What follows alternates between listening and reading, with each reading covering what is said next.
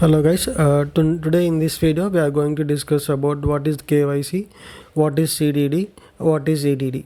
Like in this entire video I'm going to explain about overview of KYC, overview of CDD, overview of EDD, not in depth, and this explanation will only be helpful if you are going for an interview, but not in the process. For example, if you're already employed in the KYC or AML, this explanation may not help you, because this is like overview in general terms, because KYC or CDD or EDD process depends upon bank to bank, and even the interviewer may not expect that what is KYC, what is CDD that is going on in his bank, because you are not even employed in that bank, so he cannot expect to what is so they only ask you about in general what you know about KYC, what you know about CDD, what you know about EDD.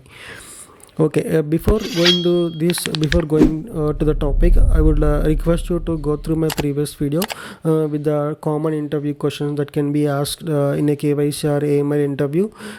After going through that video, please watch this video, so you can establish a connection between those two videos, because there will be the common interview questions, and in this video you will find explanation for some of those questions, so it will be easily helpful for you, so that you can understand a clear picture of okay, what types of questions can be asked and what type of answers we should give. Okay, now what is KYC? The name itself suggests know your customer. So how do we know about our customer? Just we have some set of documents. Once we collect those documents, we analyze them. We'll put into our systems, or we'll put into our tools, or maybe softwares. The software itself analyzes all the information and gives a brief overview about the customer. So this collection of information is called KYC, because once you collect the information, we get to know about the customer 50%. So collecting the information is called KYC in general, which is called know your client or know your customer. Once the information is collected, once we process them in certain tools and softwares in the bank or financial institution, and they will be moved to some screening or analyzing department, which is called CDD, client due diligence, which means we verify the documents collected and we analyze the documents, and we make sure that the documents submitted by the customer are genuine and authentic. For that, we have some set of rules. Each bank will follow again their own rules. Once we screen and analyze, and we found that the documents are genuine, and we screen them in certain screening tools. They may be like LexisNexis or VaultCheck or RDC. It depends upon the bank and depends upon the product. So once we screen those customers, for example, we got an entity ABC Limited, and we have collected the information. So what information can you, this collection of information is called KYC. So what information can you collect from ABC Limited? First of all, we'll ask about basic documents like memorandum of association or articles of association or prospectus of the company. These were the documents we ask, and we also ask about financial statements or consolidated financial statements or the auditor statement. All these documents will be asking. So collecting all this information is called KYC. So once we get the all this information, because the information will be very, very, very huge, and we dump all this information in set of tools or softwares. So the tools or softwares will summarize the information and will give you some output, and that output will be manually screened or analyzed by the analyst, which is called CDD analyst, client due diligence. So these analysts, they'll screen manually, and they'll identify who are the directors, who are the shareholders of that ABC Limited, and where exactly they were located, what was their position, who is the director, and if he is a director, he is also a shareholder. We cross-check all the information. All this information we'll cross-check with the company's house or register of companies. And once we found the information is genuine or authentic, we'll screen it. And even after screening, we found there is no hit. For example, if we have screened these for example, as shareholders and directors of the ABC Limited, we have screened.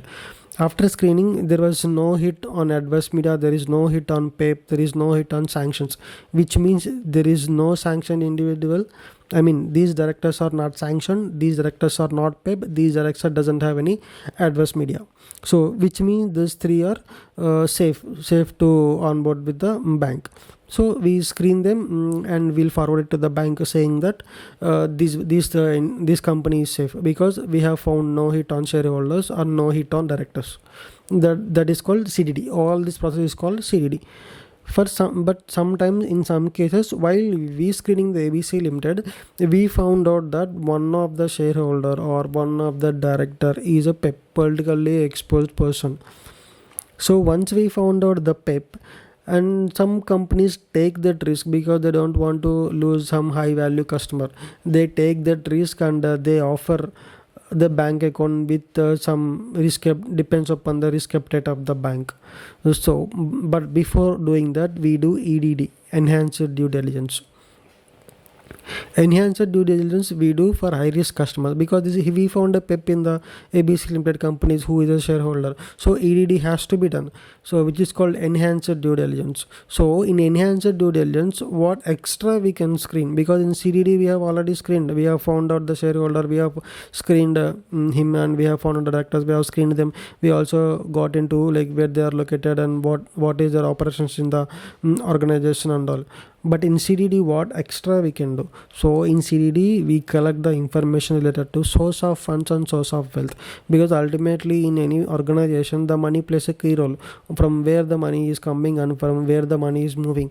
So when you analyze source of funds and source of wealth, we can understand, okay, is this customer is safe, or is this customer is genuine, or we need to create any additional restrictions on him.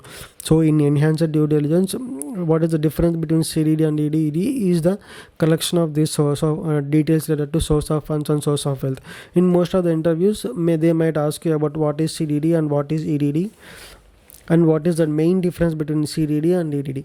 In CDD, you can explain them this: the collected information is screened and analyzed to know the risk appetite of the customer. In EDD, after doing CDD, we found that there is high risk shareholder or high risk director in the organization. Maybe the individual itself he is a PEP. So when we do EDD, in EDD we collect the documents related to source of funds and source of wealth. So this was the difference between the CDD and EDD and the KYC. I hope you guys like this video. If you do like, please hit the like button, and if you do have any comments, please drop down in the comment section. I'm very happy to help you in my upcoming videos. Thank you for watching. That's all for today. We'll see you in the next video.